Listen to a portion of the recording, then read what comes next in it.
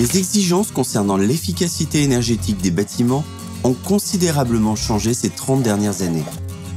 En effet, différentes réglementations thermiques se sont succédées en France pour concevoir des bâtiments de plus en plus performants et de moins en moins énergivores. Le 1er janvier 2022, la réglementation environnementale dite RE 2020 est entrée en vigueur et a remplacé la réglementation thermique RT 2012. Vous êtes artisan, architecte, distributeur ou particulier? Découvrez les 7 points essentiels à retenir et devenez incollable sur la nouvelle RE 2020. Aujourd'hui, le secteur du bâtiment est au cœur d'une double problématique, à la fois énergétique et environnementale. En effet, ce secteur représente aujourd'hui en France plus de 40% des consommations énergétiques et près de 25% des émissions de gaz à effet de serre.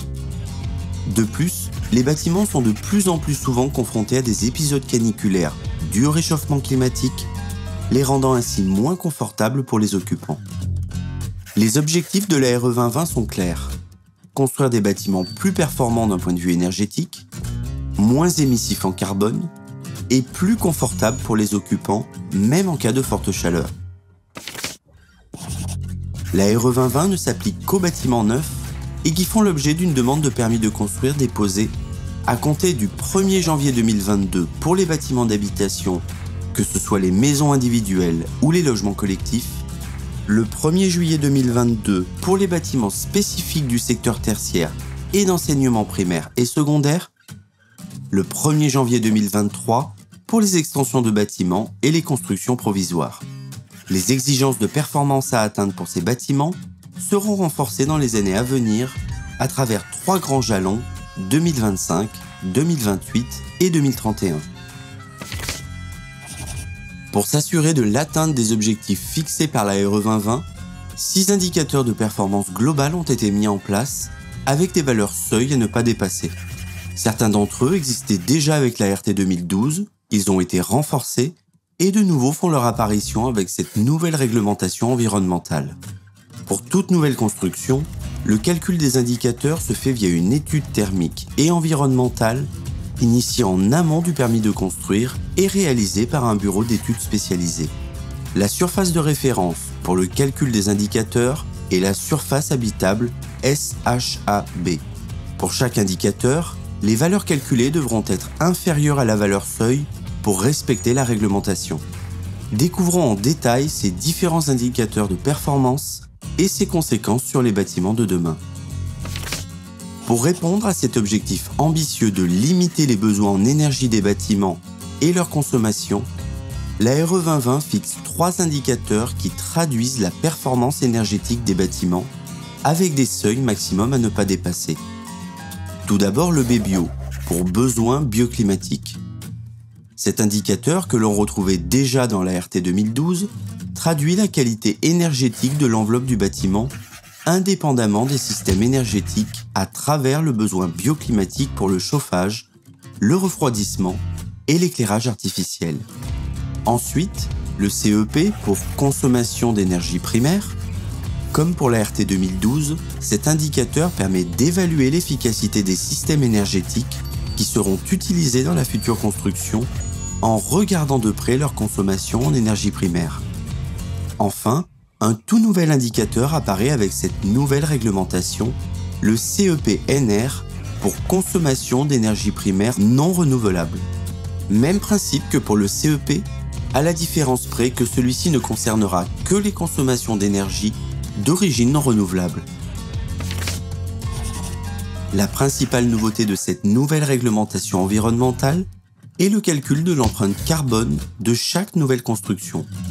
Dorénavant, pour toute nouvelle construction, une analyse de son cycle de vie ACV est réalisée. Cette méthode permet de quantifier les impacts environnementaux d'un bâtiment sur l'ensemble de son cycle de vie, de l'extraction des matières premières qui le composent jusqu'à sa démolition et le recyclage des matériaux. À l'issue de cette analyse, 2 indicateurs seront calculés par le bureau d'études thermiques. Tout d'abord, l'impact carbone-énergie, dit IC-énergie. Celui-ci permet d'évaluer les émissions de CO2 de toutes les consommations d'énergie liées à l'exploitation du bâtiment qu'elle soit renouvelable ou non. Ensuite, l'impact carbone construction, dit IC construction, celui-ci permet d'évaluer les émissions de CO2 des produits de construction, des équipements et du chantier. Pour le calculer, le Bureau d'études thermiques utilisera les données issues des fiches de déclaration environnementale et sanitaire FDES de chaque matériau utilisé. Ces deux indicateurs devront être inférieurs aux valeurs seuil fixées par la RE 2020 pour être conformes à la réglementation. C'est une réalité. Le réchauffement climatique va intensifier et augmenter le nombre d'épisodes caniculaires dans les prochaines années. Pour y faire face, la conception des bâtiments doit garantir un confort aux occupants, même en période estivale. Pour y répondre, la RE 2020 fixe un nouvel indicateur réglementaire pour le volet confort d'été, l'indicateur degré-heure DH. Celui-ci permet d'évaluer l'inconfort du bâtiment pendant l'été, et ce, dès sa conception. Le DH caractérise le nombre d'heures sur l'année au cours desquelles une température de confort est dépassée à l'intérieur du logement. Pour la nuit, la température d'inconfort est supérieure à 26 degrés et se situe entre 26 et 28 degrés la journée. La RE 2020 fixe deux seuils pour évaluer le confort d'été d'un bâtiment.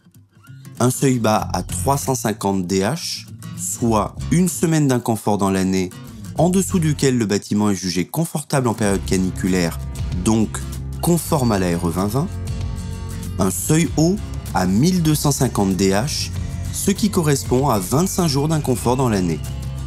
Au-dessus de ce seuil, le bâtiment est jugé inconfortable pendant une trop longue période dans l'année. Il sera donc non conforme à la RE 2020. Si le bâtiment se situe entre ces deux seuils, il sera également conforme à la RE 2020, mais dans ce cas, l'étude thermique devra dès la conception prendre en compte les consommations énergétiques d'une climatisation susceptible d'être installée ultérieurement. Un forfait de refroidissement sera donc ajouté aux consommations d'énergie. Au-delà des 6 indicateurs de performance globale, la RE 2020 fixe également des exigences de moyens, comme par exemple la perméabilité à l'air de l'enveloppe, qui doit être inférieure ou égale à 0,6 m3 par mètre carré en maison individuelle et inférieure ou égale à 1 m3 par mètre carré en bâtiment collectif d'habitation. La qualité de l'enveloppe du bâtiment et le traitement des ponts thermiques devront respecter les garde-fous fixés par la RE 2020. Pour en savoir plus, venez découvrir notre formation e-learning dédiée à la RE 2020 ou rendez-vous sur www.nofinsulation.fr.